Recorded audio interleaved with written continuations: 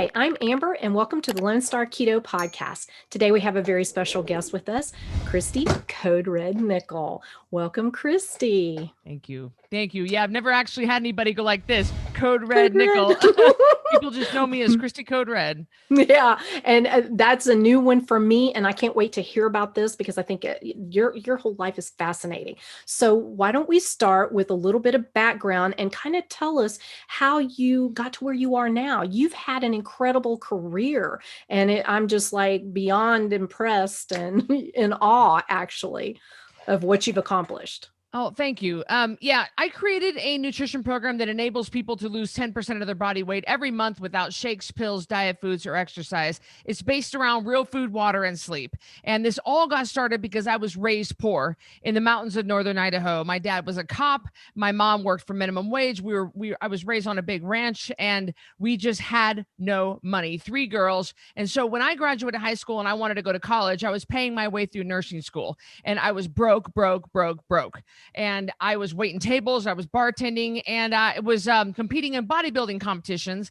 And somebody had said to me, you should take a boxing class. And so I didn't even know anything about boxing. I'm not interested in boxing, never been in a fight or anything. Well, I was taking a boxing class at a local YMCA, and a boxing instructor was actually watching me through the window. And he said, "How long have you been boxing?" I said, 44 minutes. And he said, "You have a propensity to be a good fighter." Well, now that I'm a coach, I understand what that means, but I didn't care. And I said, "Whatever, pal." And he said, "You should fight." And I said, "I'm not even close to being interested in fighting. I'm trying to put myself through nursing school. Nobody's helping me. I'm broke. I'm scraping by." And he said, "You could earn money to fight." Legitimately, a federally licensed boxer that would fight in sanctioned matches. So I spent the next 7, 8 years of my life just fighting for a living, literally fighting for my dinner. I had no idea it would turn into what it did. I had no idea. I became one of the top 3 most dangerous females on the planet. I had 15 pro fights, 2 world titles, 5 knockouts. I've never been knocked out or knocked down. I fought all over the world. I had my own MTV show. I had multiple magazine covers. And because in boxing, if you're pretty and you can fight, then you get more fight opportunities. And so the problem was about 10 years ago, I started getting fat.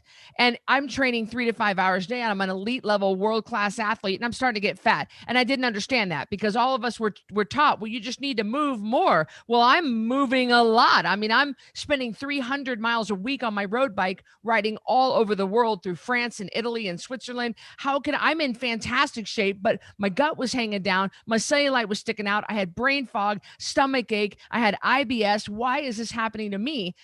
And I finally figured it out. I picked up Mark Hyman's book, Eat Fat, Get Thin. I read that, and I heard this high fat diet, and I was like, high fat, what is that? I, like so many people, did not know what that meant. I was taught the standard American diet. I was just taught to move more. I had no idea. I changed my diet. I lost the weight. I was overweight. I lost the weight, and I realized if exercise has nothing to do with weight loss, which it doesn't, which is one of the top 3 biggest lies in weight loss, then everybody can change their diet and lose weight, whether you're missing a leg or you're in a wheelchair. So I created the Code Red lifestyle, and Code Red comes from my fighting name. At the time, my hair was red, and I was in nursing school. So my sister goes, "You got to have a fighting name." And I said, "A fighting name?" And she said, "Cristy Black Widow Nickel." No. Cristy Code Red, code for medicine and red for your red hair. Code Red. And it stuck, and it was voted one of the best ring names in history, and I've kept it ever since. And it's been almost 20 years, and it's been 19 years, and I've just kept it. So everything I've ever done is Code Red. I don't do anything with exercise anymore. I just purely teach people how to lose weight without shakes, pills, diet foods, or exercise. Wow, that is amazing. Okay, I'm just curious, what is the program like? What do you teach? I mean, is it more like a keto based or just whole foods in general? Is it more carnivore? Like or is it a range? Is a little bit of a combination of everything. I've tried every diet out there myself, and I know what works and I know what doesn't. I've had over 50,000 people come through my program, and by trial and error, I completed this list of foods that we eat. We eat meat, vegetables, nuts, eggs, seeds, seafoods, and fat. We cut out all the sugar, the grains, most of the dairy. We cut out, any kind of Red Bulls, Diet Coke, any kind of wine, all alcohol, and basically, we're mitigating high levels of insulin. My target niche is women women in their 50s and 60s. 93% of all CodeRed clients are women. So I have a very, very specific niche that I target. I don't want anybody else. I want those women. No, I love them. I love the women going through menopause. I love it. I'm going to give them all those problems. I want them all. And so we get those high levels of insulin down, because high levels of insulin drives disease. It's just all kinds of problems. We get people off their medication. So yeah, getting people off the sugar and the grains is job one. Getting them to sleep, getting them on water, getting them off the wine, the Diet Coke, the Red Bulls. I think it's basic. And I think people try to make weight loss way too complicated. I totally agree with that. And it sounds very similar to my beliefs and basically the community I'm part of and my followers. So that's very awesome. And I love how you're addressing the sleep issue too, because that is huge. Do you also, I'm just out of curiosity, do you put stress in that equation? Like, do you talk to your clients about how to manage the stress? Because that makes a huge difference too. People think that they gain weight because of stress. No, stress does not make you gain weight. Yeah, well, stress releases cortisol. No, yes, it does. But no, what's making you either stall or gain weight is because stress is causing you to lose sleep. It's causing you to emotionally eat. It's causing you to reach for the alcohol. It's causing you to make poor choices. So yes, we talk about stress, and people say weight loss is all mental. I call bull crap on that. It is absolutely not all mental. You've got to have a clear plan. I have a very strict plan, and nobody gets to come on the CodeRed lifestyle and argue with me and try to negotiate out of the rules. The list is very clear. You eat this, you don't eat that. And no ever do I want to see somebody skipping around the rules. The rules is you're done eating by 6:30 p.m. The rules are that you have to have at least 7 hours of sleep a night. Everybody drinks at least a gallon of water a day. The rules are the rules. And so the rules are in place to put safeguards in place to stop people from their bull crap excuses and doing crap that they don't need. But then we also address emotional eating. We also address dealing with your anxiety, your fear, your sadness, your anger, on all the stuff with food. Food is not a reward. Food is not a punishment. Food is fuel. So we do address those things. But first and foremost, you got to clean out the cupboards, and you got to have a plan in place. You got to have a reward system. You got to have an accountability system, and CodeRed's got all those things in place. What would you consider to be a reward? A reward is a non-food item. Everybody's different. I mean, my reward would be going for a massage or going for a manicure, pedicure. I mean, the majority of your listeners are women. I mean, women, we like to do things like that. But a lot of people don't reward themselves, and that's a problem. So anything that's non-food related, we've got to quit. I know people that go to Weight Watchers, and I'm not dogging on Weight Watchers. It works for some people, I guess. I don't like it because it doesn't mitigate the high levels of sugar. People can have anything they want as long as it fits in their points. It's a volume program, and they skirt around. They do the workaround. And so they will all go weigh in at the freaking church armory building thing, and then they'll all go out for Mexican food afterwards to celebrate their weight loss. That is absolute bullcrap. You've got to quit doing that. Why do you think we have 88% of Americans are overweight, obese, metabolically sick? Because we're eating all the time for every single reason. So you've just got to pick something else. It's always funny when we have people pick rewards for themselves. Everybody's so funny. I'm like, I wouldn't reward myself with that. But to them, that's something that they, I got a new ring. I got a new watch. I got a piece of clothing, a trip to the museum. I don't really care as long as it's something that you are following through with. I love that. For me, it was getting new clothes because I had shrunk out of my clothes. And so each week, and I don't cheat anyway, but my husband would take me on like Friday, and I'd go buy 1, 2, sometimes more, kind of depend, piece of clothing to like revamp my wardrobe. And that was like a big exciting thing every Friday, that I got to have this new thing. And so I agree with you with the reward thing. I did not use food. I did not go out and say, okay, I could have this piece of cake now or whatever.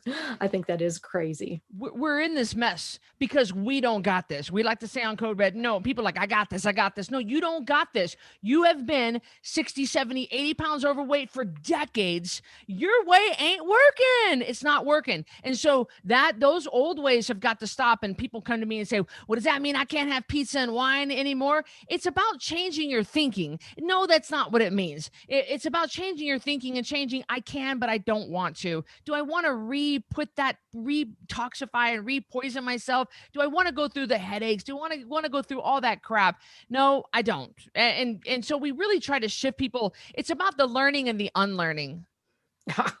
A lot of unlearning, unfortunately, because we've been bombarded by misinformation for so many years, and we're so indoctrinated. I mean, like for fat, healthy fat, for instance. Oh, sure. No, fat is bad. Fat is bad, bad, bad. Don't have it. And so for 40 years of my life, I ate margarine, seed oils, and, cut back. Everything was low fat. Yeah. How did that work out for me? It didn't. It didn't. It got me over 240 pounds, I'll tell you that, and depressed and on medication and, issues. Not a good thing. So yes. It's one of the top 3 biggest lies in weight loss is that you need low fat to lose fat. And it's absolutely, it's making us the sickest and the fattest in human history. Okay. I already know what your attitude is about moderation, but for those people, I get comments continually. Oh, it's not good to cut out a group, a certain foods, or you should be able to have anything in moderation. You just have to learn portion control. And to that, I would say, how has that been working for you, Karen? It ain't working. Have you looked around this country? There are 88% are metabolically sick. This means we are failing the markers of metabolic health. That is not working. If moderation was working, you would not be sick and fat and on loads of medication and a CPAP and have no libido and be only wearing LuLaRoe leggings. This is not working. Moderation doesn't work for a recovering sugar addict. Recovering drug addicts don't keep drugs in their cupboard. We cannot dabble in it. I used to be so heavily addicted to peanut M&Ms. I ate an entire pound every single night. I can't believe I did it. Do you think I keep the Costco size bag? You think I keep any peanut M&Ms in this house? No. And I'm El Jefe. I run this $10 million company. I'm supposed to be the leader of this whole revolution.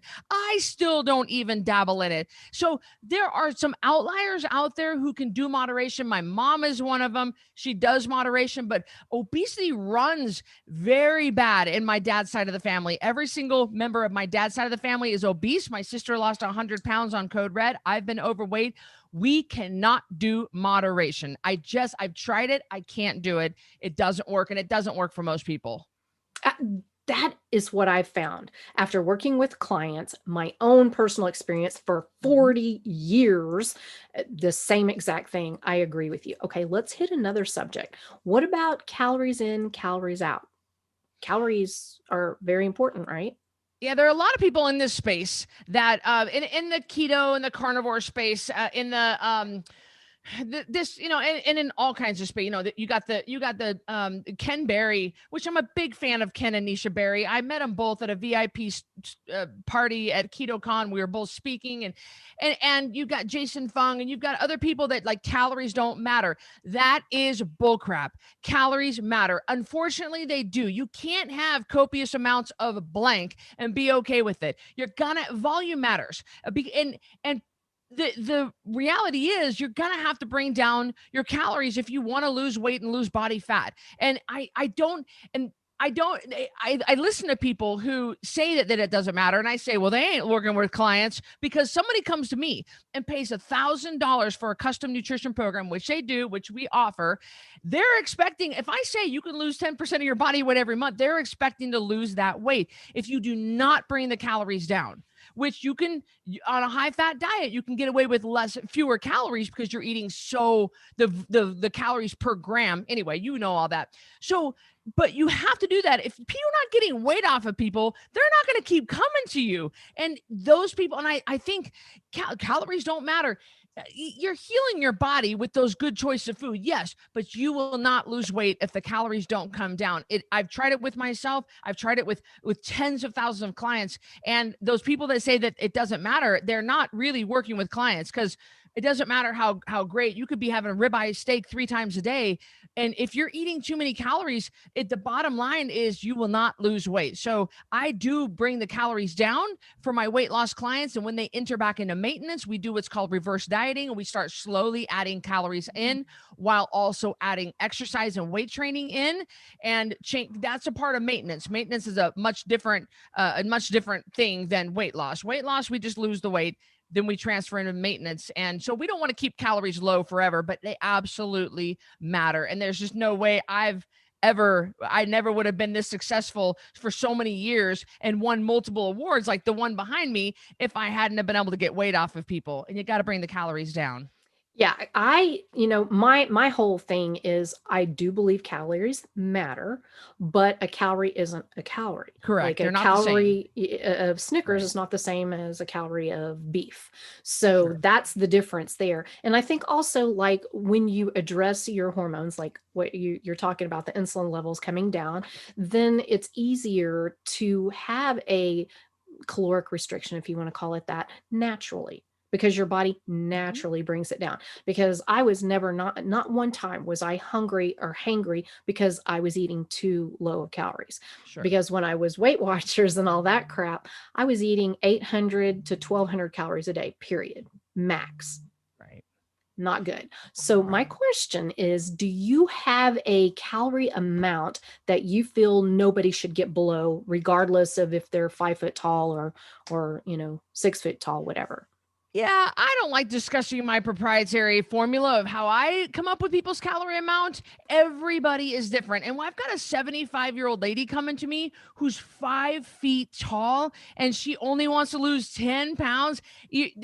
Where I find the calorie really starts getting low, that I start getting nervous, is where I get the really old and the really short and already really small ladies that just want to lose a little bit more. And it's like, dear God, what am I going to do with this woman here? And so I don't want to drop the calories too low, but I don't like talking about calories because people don't understand a high fat diet. On a high fat diet, it's different. You can get away with fewer calories. And people say, well, can you lose weight on eating McDonald's 3 times a day? Yeah, actually you can. If you put yourself in a calorie deficit, you're going to feel like absolute dog poop.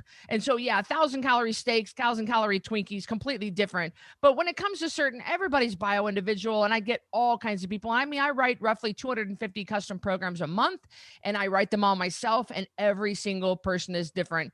So yeah, I keep them on only for a temporary amount of time when it comes to like a little bit low calories. Yeah. I remember I did a series on my Instagram of what I eat in a day. And so I would show pictures and I would kind of break it down into the macros. It's not something I normally do, but I just did it for that because I had so many people ask, well, what do you eat in a day? So I did that. And it kind of seemed like my calories ranged from like 14 to 18. And on the 1400 calorie days, I was getting so many comments like, you're not eating enough. You need to up your calories. You're not eating enough. You need more fat. You need more that. And I'm like, I am completely satiated. I've been doing this a long time.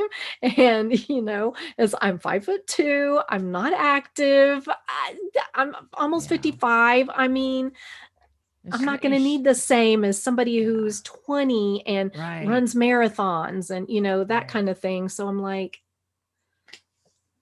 yeah, you're almost asking for trouble. When I have a series on my YouTube channel called What Do I Eat? And I just show people what I eat. And every time, if I show somebody a ribeye steak, which I eat ribeye literally almost every day, and they freak out if it's not exactly what they think. It's almost just detrimental on social media unless you're going to show people 100% of everything. If you show people a portion, right. Oh Lord, it's a mess. Like a snapshot. A snapshot, right? And I mean, you eat more than I get to. I don't eat that much, and I don't get to. But I have 40 pounds of body fat on me. I just had my body fat tested. I'm 25% body fat. I have 118 pounds of muscle and 40 pounds of fat on me. I was at 158 pounds, and it's a lot of muscle, but it's a lot of fat. And so I say, well, thank you, grandma. Like, this is a lot of body fat that I'm not at risk of starving anytime soon. We say on Code Red, ain't nobody gonna die from skipping a meal. So believe me, thank you, grandma. I have plenty of body fat to fuel me. So if I go a little low on calories, believe me, and people just don't understand that. So I don't even go down that rabbit hole on social media. It's always a mess. That's for sure. And do you believe that there is a certain amount of fat that you should kind of stay in the range of? Yeah. Code Red believes in a 60-30-10. So Oh, during okay. weight loss, we do 60% of our calories coming from fat, 30% of our calories coming from protein, and 10% coming from carbs. And that's net carbs. So when I believe the carnivore diet is absolutely incredible. I think that an animal-based diet is what was created to eat as a species. And that is a species specific diet, the proper human diet.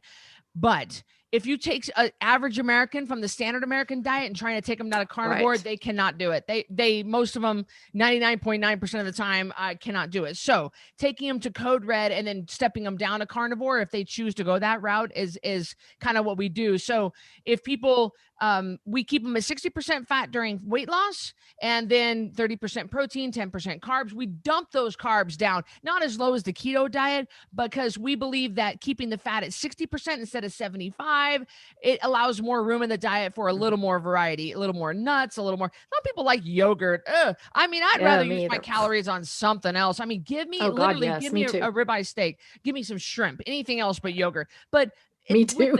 with that little bit of variation, with the bringing the fat down to 60, we don't go below 60. That allows for people to have a little more variety. I tell you, I have thousands of people on my program, and they are a bunch of whiners sometimes, a bunch of whiners. Cristy, I need more variety. I'm just like, which one do you want, Karen? You want variety? You want to ask for the seatbelt extender? Do the work. Love it. Here, bam. No excuses, buddy. No. Not having How it. bad do you want to be thin? I mean, are you sick enough of being fat? But they complain. So the 60-30-10, I found the sweet spot. Yeah. That's honestly, that's kind of more what I do, except for I don't have the carbs part. Mhm. But my fat's probably like at 65% average. And of course, I was told that was way too low. But whatever. It works for me. I don't know what to tell you. I mean, it works for me. I've been doing this a while, so, Yeah. whatever. And I even did a little CGM experiment. I was just curious what, Ooh. Yeah. my glucose, just make sure that, where I was at. My diet was up, bam. And the Good. dietitian was like, wow, I can tell that you're insulin sensitive by the way Good. your food is reacting and stuff like that. So I'm pretty happy with that. Yay. That was very valuable, by the way. Have you ever had any Yes. of your clients do Yes. that? Yeah. No, we No, don't do that. We keep things very simple very on Code simple. Red. I did it, and NutriSense asked me to be an affiliate with them, I mean, we're talking about these guys. My average client is trying to raise 3 kids, take care of their elderly Mm. mother-in-law, to walk their dog, and work full time outside the home. I found the CGM to be too confusing for Think. my average person, and I just the analyzing the data, way too much data, way too granular. Not for my clientele. Maybe for Paul Saladino's clientele, or or somebody else. Like, not for my people. They're just trying to keep their head above water, pay bills, and get their son through college. It's just too much. Okay, let's get a little bit into menopause because I'll be entering that. So far, I'm not there yet, Mhm. according to blood tests, but very close. Talk a little bit about the menopause age and what kind of challenges do you face dealing specifically with the women that you do? When our clients come, as far as the menopause age, my gosh, I mean, we have the standard age that people just seem to enter into menopause, but we don't really know. Everybody's so really Mhm. different. It's kind of whatever ever happened to your mom. And but my mom's not healthy. Is that mean, and I'm healthy? Does that mean I'm gonna follow in her footsteps? When we get women coming on to Code Red, they are a mess with menopause symptoms. I mean, absolutely, the hot flashes, the night sweats, they're all over the map. Their emotions are a wreck. They've got fat accumulating on the back of their arms and hanging off their gut and the back of their thighs. They're estrogen dominant. Their estrogen is through the roof. They're projecting progesterone's in the toilet, they're a mess. And so they want to go right to a hormone doctor, Cristy, beep, boop, boop, oh my gosh, who can you send me to? And I said, well, hold on, Karen. The first thing we do, job one, is getting your diet under control. And so with them just changing to the proper human diet, eliminating processed food and sugar and grains, and getting their insulin levels down, getting them to where their fasting glucose is under 100, getting them down to where they're insulin sensitive.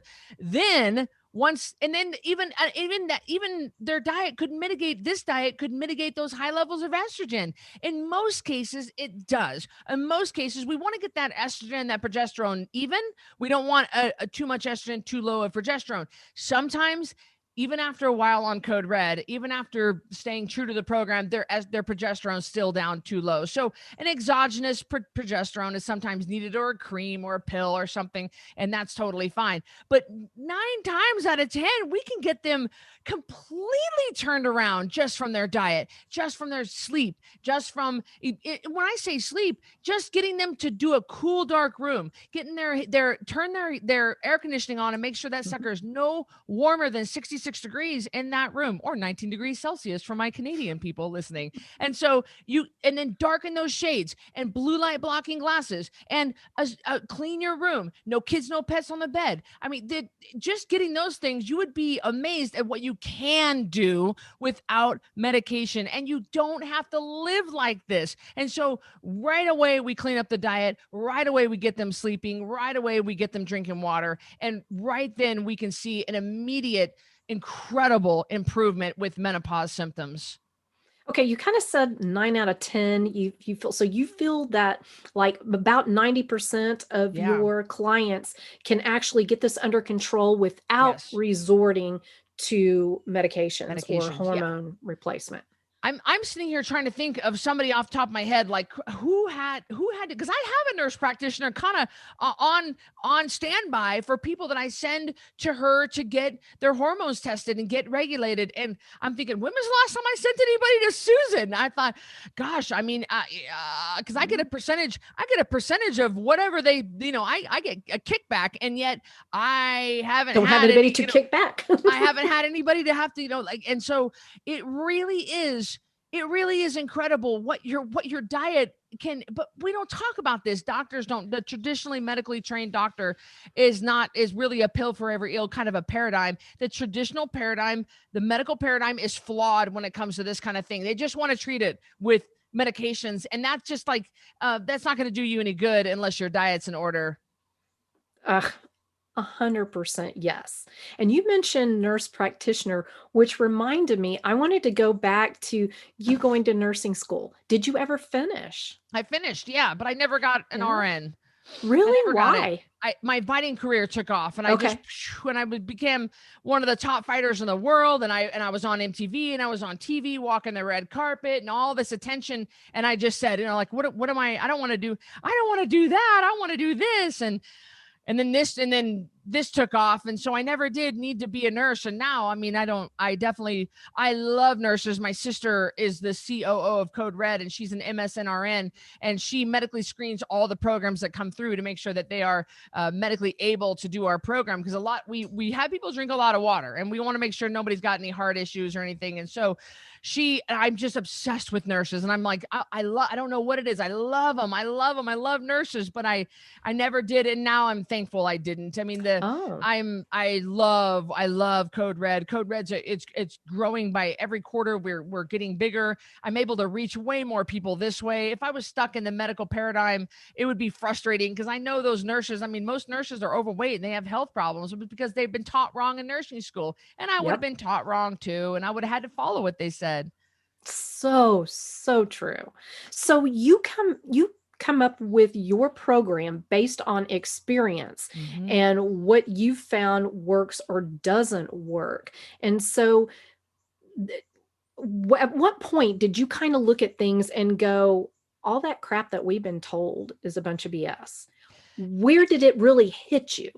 It hit me in the very beginning when I read Mark Hyman's book, and it went against everything I've ever learned. And I was like, wait a minute, wait a minute. I took a step back. I started reading more books. I started reading the Wheat Belly Diet, Grain Brain, other books where I'm like, wait, wait, wait, wait. Are you serious about this? This is industry driven. This is lobbyists that are making sure that they've got the food pyramid completely flawed. I mean, and I started going to seminars and workshops, and I started to seek out the wisdom of other people that were smarter than me and saying, wait a minute, can I shadow you? Can I apprentice with you? I want to learn this. And it's amazing because educational, I mean, I don't have the education to be able to do what I do. And yet I've written several books. They're very good. And I somehow, the way I say it to people, I am definitely not reinventing the wheel, but somehow the way I say it to people, the penny drops in, and definitely trial and error. I mean, 50,000 people plus coming through my program. I've learned, like cheese, for example.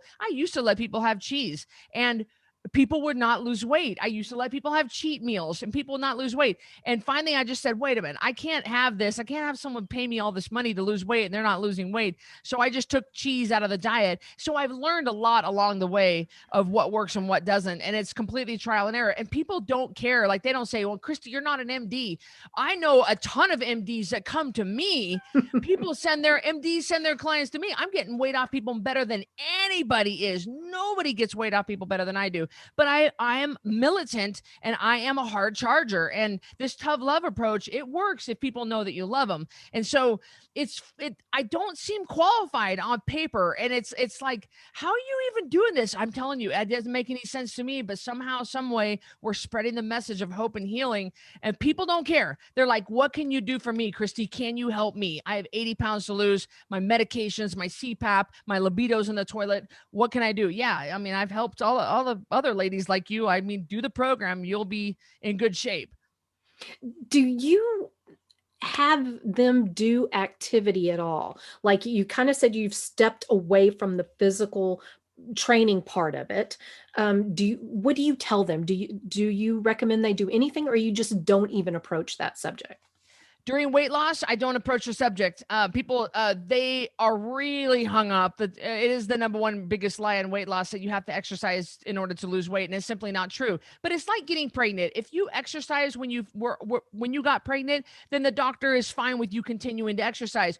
But you don't want to start exercising when you get pregnant. That's not what the doctor wants you doing. So same thing with CodeRed. If you've been exercising this whole time, I mean, I just went to CrossFit this morning, Amber. My class is full of fat athletes. I was a fat athlete, and yet they're strong. They're pulling a 405 deadlift. They're doing a 195 overhead snatch. It's beautiful. They are asking for the seatbelt extender. So where was I going with that? Oh, so exercise does not have anything to do with weight loss. So when people come to me and they're like, I've been doing CrossFit 5 days a week. That's fine, Karen. Keep doing it if you want. But eating for weight loss and eating for performance is as far as the East is from the West. So you came to me for weight loss. You can't add in more calories because you did a CrossFit class this morning. No, sorry. So I don't even talk about it. I don't address it. If they want to, we love when people move their body, but movement and exercise is different. People say, I walk my dog, I exercise. No, you don't, Karen. You move. That's all you do. Like, and so when someone says I exercise, I always ask them exactly what do they do? Like what's your heart rate at? How many minutes were you in zone 2? Like, what are you doing really? And they all think they burn more than what they do too. So I'm really like, give me quantifiable data. And if they want to exercise, they're totally fine. They need to understand they're going to be hungry. They're probably not going to be able to PR like they've been doing, but it doesn't matter. We're eating for weight loss, and that's very different than what they've been doing.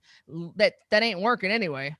Exactly. That was me. I mean, like I said, I was eating like 800 calories and I was working out in the gym 6 days a week, 2 to 5 hours a day. And that was a lot of cardio, but it was also a lot of weight stuff too. Free weights, as well as the machines and the body pump type classes, all that. I did it all. I went to 4 different gyms. So how much less could I eat? How much more could I move? And I mean, I still had a good 30 pounds or so to lose. And it's like, I thought there was something wrong with me. So I kept cutting out more and more fat. I kept lowering my calories more to, where I was 800, and I just couldn't do any less than that. I mean, I was already starving and hangry and miserable and not very healthy.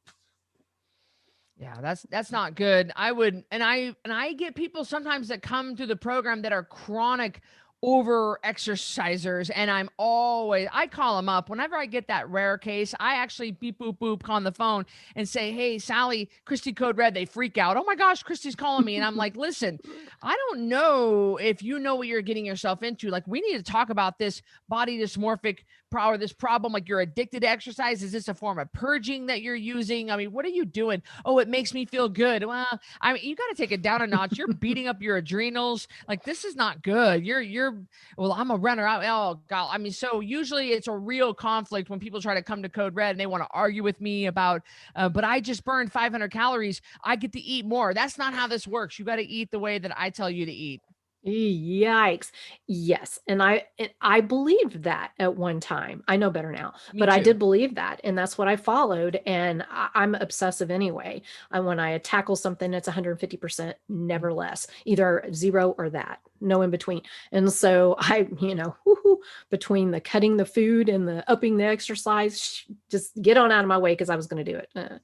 But I just can't imagine what damage I did, you know, Well, the but it's adrenals okay. are pretty tough. They're pretty tough little things and they can bounce back. So I don't think, I Good don't know. I thing. don't, yeah, I hope you didn't do any, but I'm Ugh, sure you're yeah, fine and very yeah, healthy. yeah, doing much better, so it's all good now. Okay, I wanna hit a little bit on the dairy. You mentioned cheese, Mhm. and I have a lot of people who are they get bent out over dairy. What do you mean? Especially, carnivore diet, technically it's part of carnivore, right? If you can have it. And they get really bent out. Like, well, I don't have any issue with dairy, so what's the issue with having it in? And I'm not saying don't ever have dairy. I'm not saying that.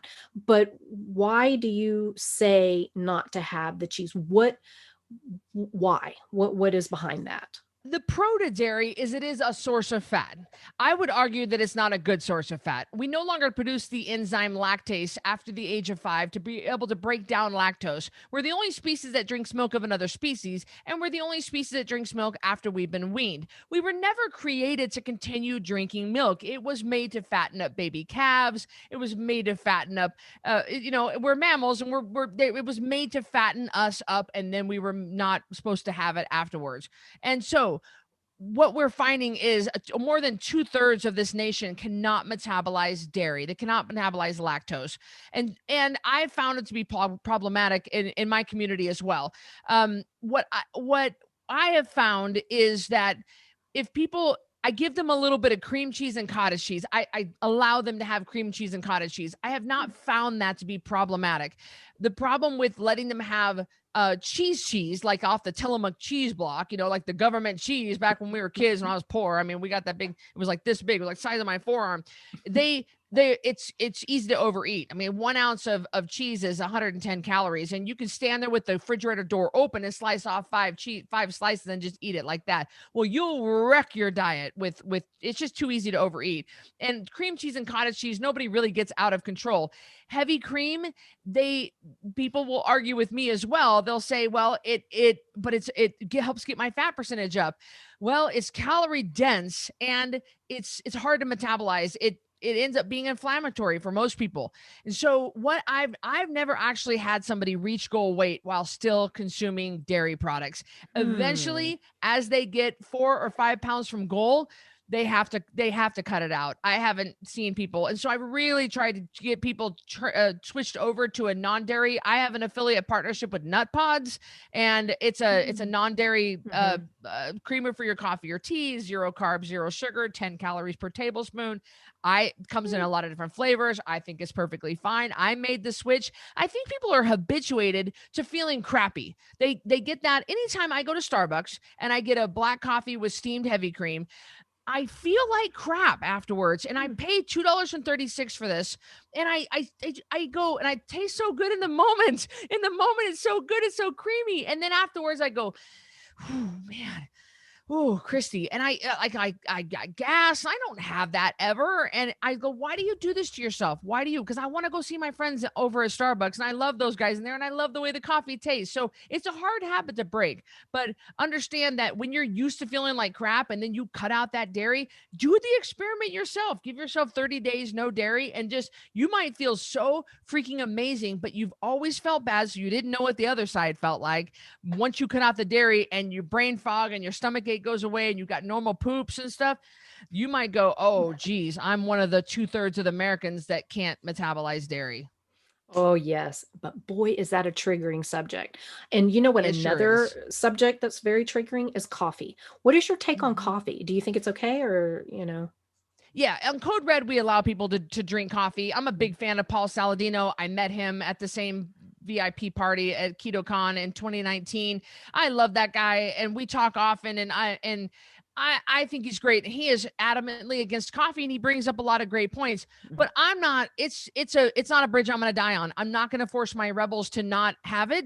And there's not enough compelling. If I'm not going to ask people to give up something I don't want to give up. And I love my morning coffee. I really do. And I think I allow my clients to have 2 cups because about 350 milligrams is about right. And we don't really want to go over too much because we don't want to beat up the adrenals. And what I noticed that too much coffee cuts into the water drinking, and people will just have coffee all day if they're allowed to. I would be one of them, and I have to put safeguards in place to stop myself from save myself from me. And I say 2 cups, Cristy. That's it. Enjoy it. And then and we have rules. The rebel has to have an entire bottle of water down before their first cup of coffee. So you got to put safeguards in place because we all love our coffee. But I do allow people to have 2 cups a day. Okay. Yeah. And that's kind of the way I feel about it too. And I do think it's a good thing to have good quality coffee versus your typical you just buy in the store coffee. But I mean, that's what I use. But I do think there is some benefit to a higher quality, the I mold, the I pesticides. Right. And I've read that too, but I've never noticed somebody not able to lose weight because they have a poor quality coffee. And it's just not a bridge I'm going to die on. I'm like, I'm just trying to get people weight off of people. That's kind of a biohack almost. That kind of like lops over into biohacking and to people that are just trying to get that 1% a little bit better. It's Mm, great if you can buy a better quality coffee from Laird or from another company source that sources really good beans, but it's just not something that I want to put the brain energy into.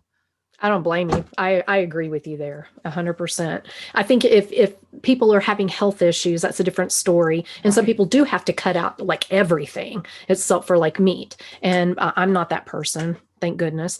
And I checked it with my CGM. It did not spike my glucose. Some people claim it does. It did not me. So I still have my coffee. So there you That's why we test, don't go. guess. That was good that you did that. Yes, Test, don't yes. guess.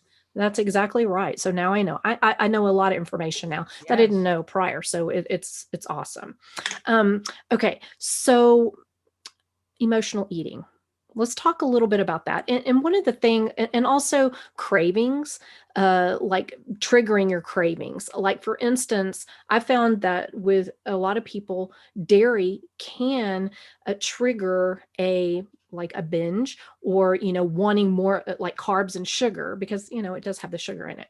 And for some people, even that can trigger issues. And then you have, of course, the emotional eating for different reasons than you're hungry. Talk a So little bit about emotional, that. yeah, emotional eating is a big thing that we deal with. A few years ago, my dad's an LCPC, a licensed counselor, and he Mm. created a course for us called What's Eating You, and it's a 5-part digital course. And when I was watching it, he completed the course, and it was sent to me to be approved so we could start selling it. And I learned so much from that. I was like, "That's me! I can't believe it." So most people are emotional eaters, and then some people just are bored, and then some people just don't care. And so people like to say, well, I'm emotionally eating, but are you really, or are you bored and are you just don't care? Is being fat not hurt bad enough, or you just want that?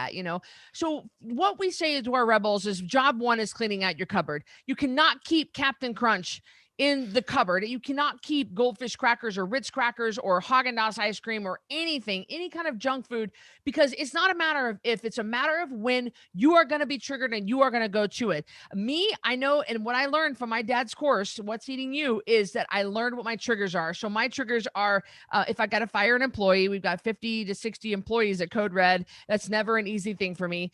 And taxes. CodeRed's a $10 million company. I pay my fair share in taxes. And let me tell you, when I get it, when I see that bing come in on my email and it's from my tax accountant, I mean, I can feel it. I can feel it coming up inside of me. And I go, and I like a zombie, I walk right to the fridge and I'm like, no, Cristy, no, no, no. So knowing your triggers and putting safeguard, like stop. So if your trigger is your mother-in-law, you don't get along with her, and every time she wants to come over and see the kids, to her grandkids, you go right for the big bucket of cashews.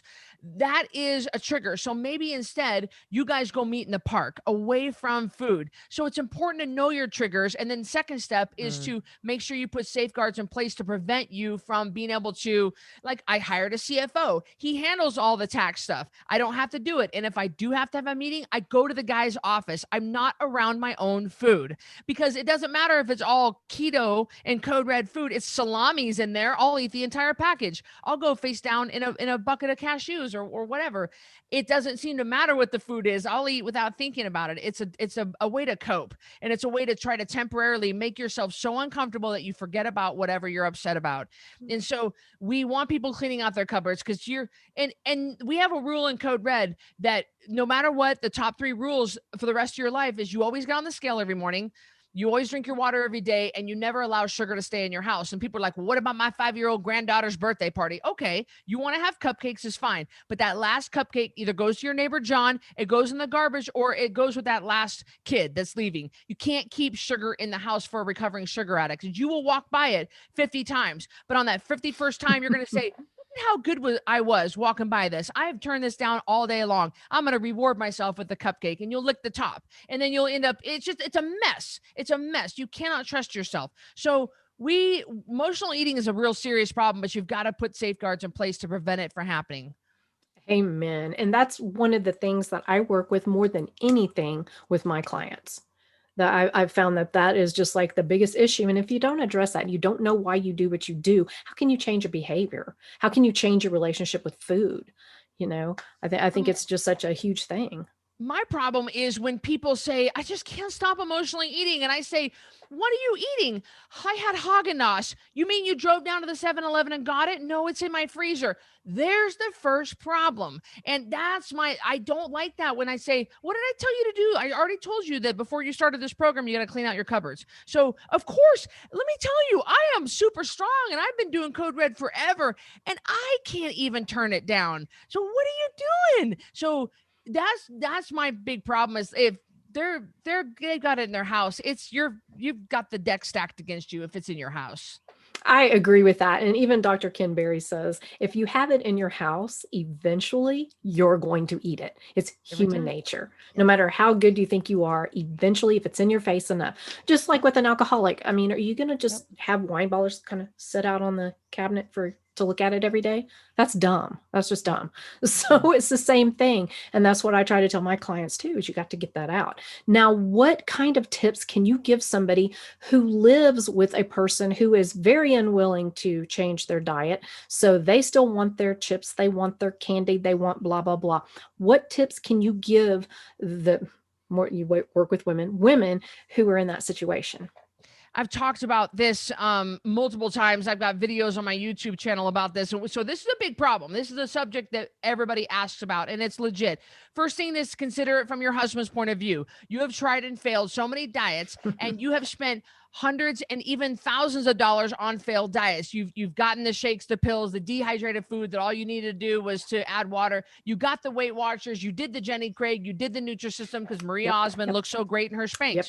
Like I don't blame the guy for being like, whoa, listen, we all don't, like, we're sick of your bull crap, And so I kind of get that side. The other side of this is you are 50-50 owner of this house. So you got to have a talk with your spouse and your partner and say, listen, this is what I'm going to try. We have a 10-pound takedown challenge. It's a 30-day challenge. And I tell my ladies to say to their husbands, listen, I'm going to do this 30-day challenge. Will you just give me 30 days to prove it to you? It's only $47. And we asked them to ask their spouses, can they put their junk food in a Rubbermaid bin or store it in their man cave or put it in their truck or the garage, someplace where I can't get it.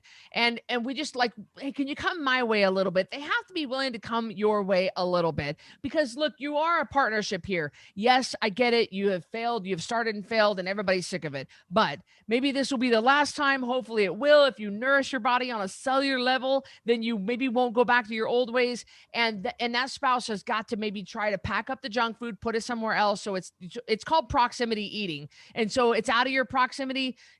Then maybe you won't get into it. Out of sight, out of mind, really. So we asked the spouse and we just have a talk with them. Listen, I'm doing this for 30 days. Let me prove it to you. Don't hound your spouse. Don't say anything. Don't give them dirty looks. Remember, 93% of all communication is nonverbal. So the eye rolls, the huff and the puff, you do your thing. You don't worry about him, and let your actions, let your results speak for themselves. You got more energy, your clothes are fitting looser, you've got a clear skin, your eyes are brighter, you're happier. Then your spouse is going to say, what's this thing you're doing? Well, I'm doing meat and vegetables and stuff, and it's going to start trickling, and it's going to be easier if your spouse gets on board. But for right now, can they pack up the junk food, put it somewhere else? And can you just stick with me for 30 days and let me prove to you that I can do this? I love that. Okay. Oh, we're coming up on time. Okay. So the last question, do you have any tips for the women in the menopausal age to help shed some pounds? What can they do, like, without, having a program or whatever, something they can try at home? The best advice you could give them. Two things that I can tell you to do, that if you actually start right this second when you're hearing me, you can start feeling better as early as tomorrow morning. And it ain't sexy when I say it, but I'm telling you, I've been in this industry for 25 years and I'm telling you it works. And the first thing is your water. If you go and start drinking some water right now, it's incredible how your body is going to react. You're going to start flushing out the toxins. You're going to feel full. It's going to help you go potty better. It's going to help your hair and nails grow. It's just going to be better. Drinking a lot of water, it's going to keep the headaches away. It's absolutely incredible. So if you start that right now, you're going to start feeling better as early as tomorrow morning. And the second thing is turn your phone off a little earlier tonight and go to bed a little earlier. We are chronically sleep deprived in this society, and we're just used to it. But when you're sleep deprived, you crave sugar. It's just the way our bodies are created. It's not trying to hate on you. It's just trying to keep you awake. You run too low on sleep, and moms, don't give me that mommy martyr bullcrap attitude that it's a badge of honor that you stay up late worried about your kids. Jammies, baths, kisses, hugs, bedtime stories, everybody in bed on time tonight. Mommy needs her sleep. And guys, get to sleep a little earlier. You've got to start sleeping. We say in CodeRed, you ain't sleeping, you ain't losing. It doesn't matter how good your diet is. When your body senses the lack of sleep as stress. So if you do not sleep, nothing is going to go right. Shorten your sleep, shorten your life. You don't want any of that. So everybody in bed on time tonight. Yeah, I love that. And I can tell you personal experience, sleep, if I don't get at least 7 hours of quality sleep, sleep, I can't function. I start talking goofy. I don't make sense. I get kind of like anxious, and I'm like, I feel like I'm discombobulated, and my husband will be like, you need sleep. Every time. I'm the same way. Yeah, for sure. No Yeah. good. Sleep is huge, huge. We have a new puppy and she's doing very well, crate training, very well. But still, she wants to get up earlier than what I normally, my normal routine. So it's messing with me a little bit. So yeah, I'm hoping that ends soon. But Cristy, it has been a pleasure. Thank you so much for coming on the podcast. I really appreciate it. I appreciate it, Amber. You guys take care. You too. Bye. Bye.